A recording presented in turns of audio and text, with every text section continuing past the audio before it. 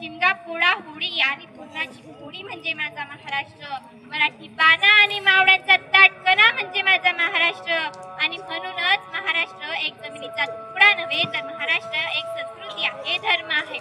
महाराष्ट्र म्हणजे महान असे राष्ट्र. इतिहासाच्या पानोपानी ही महानता महाराष्ट्राने वेळोवेळी सिद्ध केली आहे. 1 मे 1960 रोजी संयुक्त महाराष्ट्राची स्थापना झाली. याच महाराष्ट्रात छत्रपती शिवाजी महाराजांसारख्या शूरवीरांनी जन्म घेतला. तानाजी बाजीरावांसारख्या नरवीरांनी आपले रक्त वर्गीय आक्रमण येताच तलवारींची पाती सडसडली. मर्द मराठ्यांची मनगटे शत्रूशी जीवघेणा खेळ खेळली. अगदी सारा भारतवर्षावर राज्य करण्याची अभिलाषा असलेल्या औरंगजेबानेही याच महाराष्ट्रात आपली मान खाली टाकली. असा हा महाराष्ट्राचा इतिहास पाहिला की अभिमानाने भरून येतो. वाघाच्या जबड्यात घालून हात मोजती तात ही जात मर्द मराठ्यांची, पहा चाडून पाने आमच्या इतिहासाची.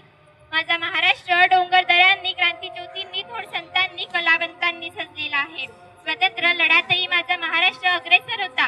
ऐतिहासिक आणि सांस्कृतिक वारसाबरोबरच धार्मिक सांस्कृतिक वसाहती या माझ्या महाराष्ट्राला लाभलेला आहे. अहो, महाराष्ट्र काही आमच्या तुमच्यांचाच नाही तर मराठी मातीचा, मराठी भाषेचा महाराष्ट्र. सह्याद्रीच्या कडे कपाड्यातून कडचा महाराष्ट्र माझा, असं म्हणत गवगावणारा वादळ वाऱ्याचा हा महाराष्ट्र. फुले शाहू आंबेडकरांचा हा महाराष्ट्र. माणूस द्या हो माणूस द्या असं म्हणणारा राष्ट्रसंत तुकडोजी महाराजांचा हा महाराष्ट्र. झोपलेल्या माणसांना जाग करून त्यांच्या रक्तात स्वराज्याचं धैर्य फेडणाऱ्या आणि स्वराज्याची निर्मिती करणारा माझ्या छत्रपती शिवाजी महाराजांचा आणि संभाजी महाराजांचा हा महाराष्ट्र. म्हणून मित्रांनो, ही माती पवित्र कशी राहील, इथला ऐतिहासिक आणि सांस्कृतिक वारसा कसा जपला जाईल यासाठी सर्वांनी दक्ष असायला हवे. एवढे बोलून मी माझे 2 शब्द संपवते.